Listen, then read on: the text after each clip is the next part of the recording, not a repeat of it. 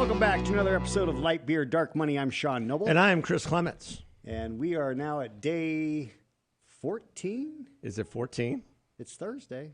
That was the debate day. Yeah. So it's been 14 days. Yeah, some interesting developments over the last 48 hours since you and I saw each other.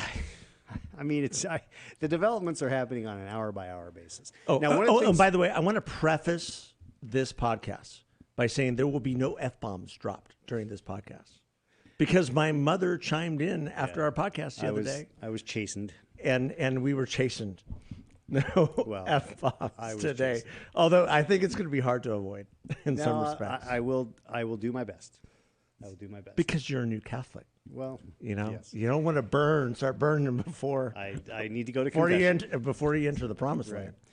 So one of the pieces of information we didn't cover on our last episode. I don't know. We covered a lot. We did, but it was the James Carville. The Raging Cajun. And the Raging Cajun had an opinion piece where he's like, Biden won't win. Democrats need a plan, and here's one. And he lays out this regional town halls leading up to the convention that Clinton and Obama, Bill Clinton and Barack Obama host, and they kind of decide who are the 8 people that would get to be on the stage. Of course, Bill Clinton and Barack Obama host the whole thing. Why not? Well, I mean, the last 2 Democrat presidents. Do they really even have time for something like that? Sure. They've got time. You do? Yeah. Okay. Well, so one of the things there seems to be a growing, sort of anxiety within the Democratic ranks that they're running out of time. That Joe needs to make a decision. Well, which I'm really confused about. That's been the interesting thing. So since we last visited, which was literally 48 hours ago, right? We concluded last episode that Biden was hanging in there. Yes. Right? Well, that's how we titled the podcast. Yeah, he blew it, but he's hanging in. But he is digging in. He's digging in, and he's hanging in there. And we really should have said that Jill Biden is digging in. Right. That is who's digging in. With her claws deep on the Oval Office, deep into the carpeting carpet. So since then, Nancy Pelosi has went on Morning Joe. Well, she went on Morning Joe, but then she said he needs to make a decision. He needs to make a decision, as if he had not made a decision. And when she was asked several yes or no questions, let's be clear, and she refused to answer anything yes or no. She kept pivoting to this idea that Joe Biden needs to make a decision, and whatever decision he makes, we will certainly get behind him. We love Joe; he's our bestie, right? But but he has made a decision, and his decision is he's not going anywhere. So it's interesting that they keep throwing that up there. So he has, since we talked, there were 7 House members. There are now 9 House members who have come out publicly to say he should make a decision. And a senator, the senator from Vermont. Yes. Not Bernie Sanders, but Welch is his name. I don't know. Okay. Never. I couldn't pick him out of a lineup. Yeah. But anyway. But even newly independent Joe Manchin said the same thing. And there seems to be Manchin like something... hasn't said that he should leave. Manchin has said he can't win. So there are many members who have said they don't think he can win, but only a few have actually said publicly that he should leave. Now, what is fascinating, and I don't know if you saw this, but on Twitter, Tim Miller, who was Jeb Bush's comms guy, years ago. So he's doing a podcast with Ezra Klein, and Ezra Klein says some things that are pretty remarkable. Ezra Klein's been talking to a lot of Democrat members, and Democrat members are basically saying, I can live with Donald Trump winning. The senator from Maine actually said that. Well, or was it the congressman? Congressman Golden, from Maine. Yeah. He has said that. Yeah, he has said that. But there are literally people that said, so this is Ezra Klein. I've had top Democrats say to me basically something like, quote, I don't know why all these Democrats who think Donald Trump is an existential threat to democracy are acting the way they are. But the reason I'm acting the way I am, that is not saying anything publicly about Biden needing to leave, is because I don't think that. I don't think Donald Trump is an existential threat to democracy. Isn't that fascinating? I think this is something we didn't cover the other day that I thought about afterwards, and that is what I've read elsewhere is that there is a movement now to pivot to 2028. They're not going to be able to pivot to, Kamala the chameleon in a way that where she's going to beat Donald Trump at this late stage. They really can't pivot to anybody else, a Gretchen Whitmer or whomever.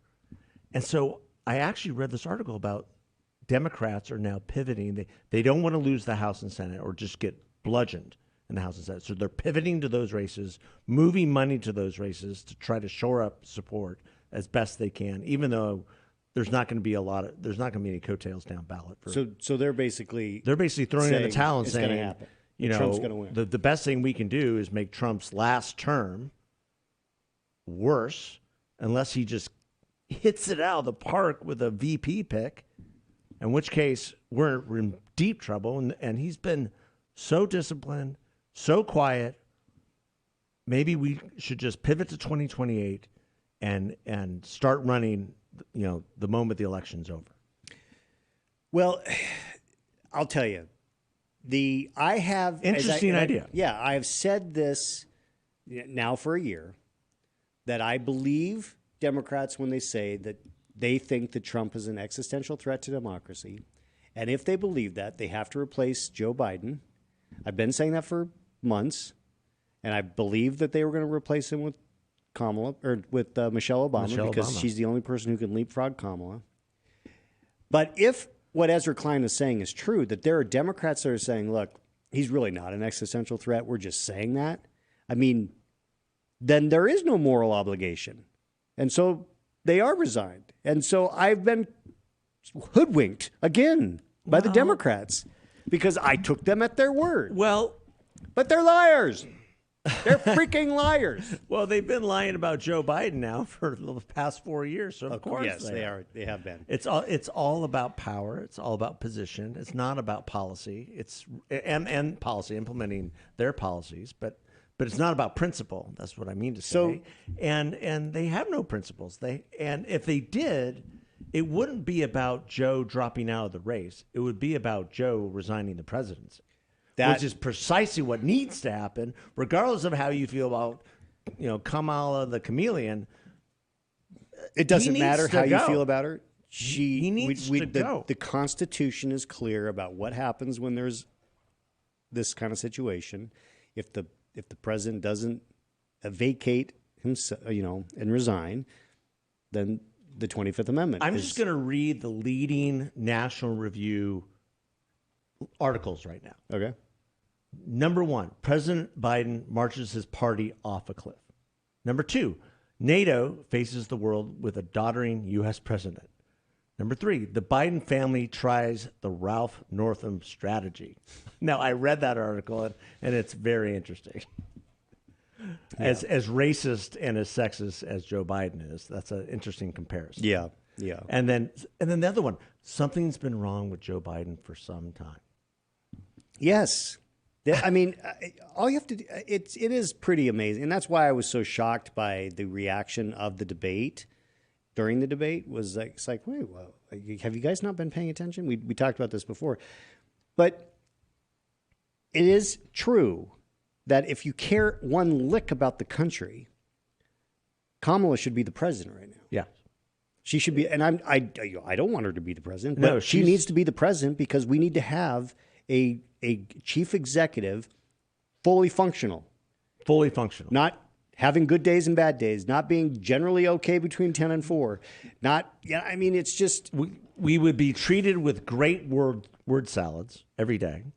It would still be somewhat amusing, even though she is completely incompetent.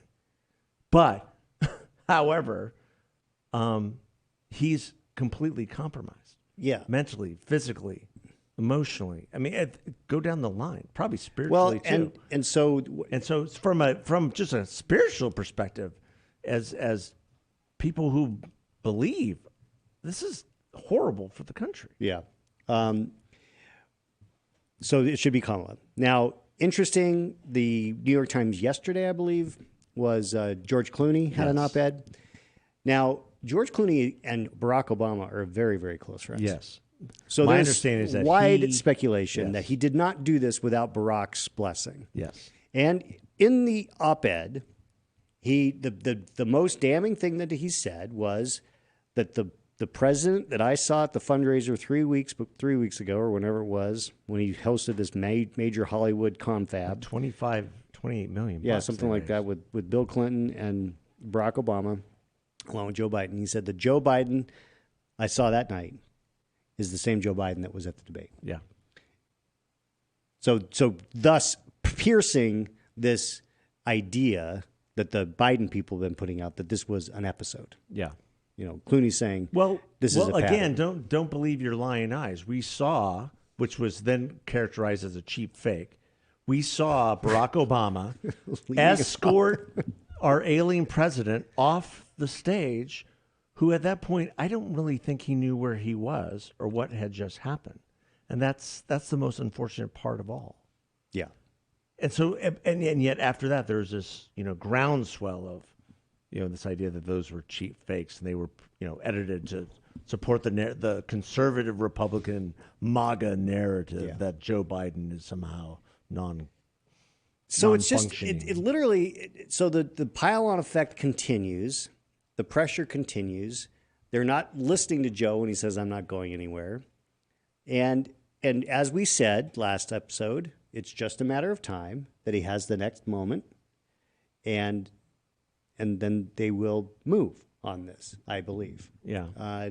Now, is that going to be tonight when he does his press conference? That's at like 2:30 our time. 2:30 our time. Yeah. 5:30, which is past his bedtime. Oh, it's outside this window. They put a lid on at 4:00, right? That's typical. Yeah. So that's going to be interesting. Now he could crush it. He could be totally lucid, and he's going to have plenty of note cards. Because he has good days. Yeah. He does have good days. Yeah, but he does have some bad days. He got fairly good marks about his NATO speech the other day. Yeah, and even though he trailed off on a couple of points. Yeah, and he there was some word salads there, but the point is, he can't sustain this. Well, we're going to be a broken record on this, and that is it gets worse. It's only going to get worse. It just keeps getting worse. Yeah. And what the Joe Biden today, whatever we see during the press conference, what are we going to see a month from now during the Democratic convention? Right. We're not going to see, and the Democratic convention, I still think, is going to just be a complete mess. With all the anti-Semitism that the Democratic Party has gotten behind, on college campuses and throughout the protests that have happened in every city, with the radical left coming behind Joe Biden. The lead editorial in the Wall Street Journal today about AOC and Bernie Sanders, and they're going to be supporting Joe Biden. Why? Because he's been the most leftist president we've had in terms of implementing their policies that they wanted to see. Well, it's because he's got staff around him that is aligned with the hardcore progressive Democrats. Yeah, why the left is throwing Biden a lifeline. AOC and Bernie Sanders are betting the president will reward their loyalty in a second term. What they're really, the contrary viewpoint in that is, if he crashes and burns, they're in first position for 2028. But are they? Well, we say this all the time. Every election is the most important of our lifetime, blah, blah, blah. But this one, there's some real inflection points because are people going to, because take Biden out of the equation. The Democrats have gone hard left. We've looked at what happens with Israel, the anti-Semitism, all of the government overreach. This is weaponizing the Justice Department. Yeah, which we're going to get to in another podcast. This is not just a Biden issue. This is a Democrat issue, and so I don't see anybody in the wings that's a viable candidate for the Democrats that's more moderate than Joe Biden. But I guess the question is, Joe Biden ran as a moderate. He ran as a caretaker. He said he was not going to run again. He's obviously running again because he's. I don't know that he actually said it. I think he hinted at it. Well, I think there was a general understanding that he was not going to run again, and the fact that they've perpetuated this farce, this complete and total farce for the past year, has just made people more and more mad. If you look at the polling right now, it is going off the cliff for the Democrats. Is it though? I mean, because there's some polling out today that shows it's still, the head-to-head nationally is basically tied. But if you look at the swing states, Trump is swing expanding. He's his lead. Definitely expanding his lead in the swing states. Is New Mexico really in play? I would doubt that. Some of these really blue states. Right. California's never going to be in play. I was listening this morning to, commentators say that some polling has. I think it was Nate Silver's polling has seen some narrowing in New York. Well, that doesn't really matter. No. He's not going to win New York. No. Could he be competitive in New Jersey? Yeah, I think he could because New Jersey has seen some different things happening the last two election cycles. Right. In terms of Republicans gaining some footholds. Right. People are tired of, like we said, the far left direction of this country. Yeah. And I saw an article the other day. There are more people identifying as Republicans now than ever before. Ever before in history. Yeah. No, they're clearly that is an alarm bell. And so everyone on Capitol Hill right now who are Democrats are trying to bite their tongues, say the right thing, encourage Joe to do the right thing. But it's self-preservation. We said this the other day. Politics is a game of self-preservation. And if the dam breaks, it's going to break in the next couple of days. You think? I think so. I think I just had next this week. I just had this feeling. Well, the next couple of days or the next week, but the dam break in terms of representatives, elected officials coming out and demanding that he resign the presidency or give up the race. Here is my prediction. Well, we've been so good at predictions. Here's the way I think it's going to play out. The Republican National. So Trump sometime between now. So we got that next week, right? Yeah, it could be Monday, could be Tuesday at the latest. He announces his VP pick. The convention starts on Monday. Yeah. So he probably announces it before that. I don't know. Over the weekend, you think? Maybe in the lull of the cycle. I don't know. Who do you think? Who are you thinking? I think it's everything I'm hearing, it's down to the three. It's down to Burgum, Rubio, or Vance. But you think it's either of those three, or that's just window dressing? It could be Youngkin. A false flag. I don't know. It could be Youngkin. I mean, Youngkin would be an inspired choice. I have no idea. If they can get along, it would be an inspired choice. It would be. So I think that the Democrats will try to, because the Republican National Convention has been going on next week, I feel like the Democrats are going to try to keep their stuff behind the scenes, and then they'll make their move on Biden after the Republican convention. Yeah. So even though I think, obviously Trump wants to run against Biden, and people assume that he's going to be running against Biden, I think the messaging at the convention needs to be Democrat, not Biden. And I think that that's what Republican candidates across the board need to be thinking about, is don't do your messaging built around Biden. Do it built around the progressive Democrat policies that are creating inflation, wide open border. This isn't a Biden problem. It's a Democrat problem. Yeah. Yeah. It's a party problem. Yeah. And paint them all with the same brush. Right. Which they don't like. No. But they all support those policies. Yes. And so they have for all time. Yeah. You look at the votes on these issues, it is. Well, look at our own Ruben Gallego. He's running these ads here locally, talking about the border and how he's been proactive on the border. He has done absolutely nothing on the border. Nothing. Neither has Senator Kelly. Where is Mark Kelly? Where is Mark Kelly? I think he's in Houston. I hope he's okay after that hurricane. Oh yeah. And neither is Kirsten. quite frankly. They haven't done squat. Well, Kirsten tried to get a deal. Well, she did, but she knew that was going to fail. Come on. That was all window dressing. Look at me. I'm trying to do something before I go make lots of money on K Street. Maybe not. I don't know. I don't know what she's going to do. But the point is, the Democrats writ large have been open borders, huge inflation, massive government spending, crushing the little guy. Yeah. Crushing the little guy. Everything they've done.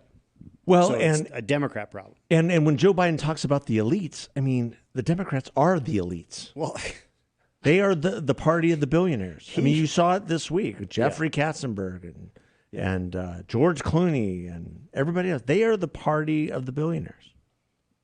Huma Abedin engaged to George Soros' son. Yeah. What the heck? What does Hillary think about that, I wonder? Who's going to answer the phone in Georgetown? I don't know. She'll have to get somebody else to answer it. Yeah. Wow, what a crazy and time. Not that I'm implying anything, but that was the joke back in the day. Poor Hillary. Yeah. Or that's the other skinny. What about Hillary? I mean, crazier things have happened. You think that she's jockeying maybe just a little bit? I don't know. Sure seems like she is. Is she? I haven't seen anything. She's been out there. She's been might more be- visible lately. Has she? Yeah. And I'm like, this doesn't. And she said the same thing. Well, Joe needs to decide.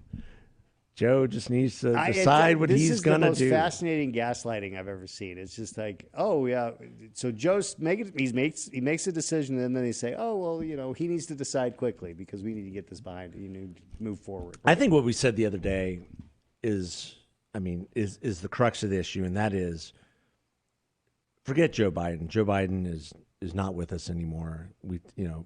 Who knows who's managing him on a day-to-day basis except for Jill Biden.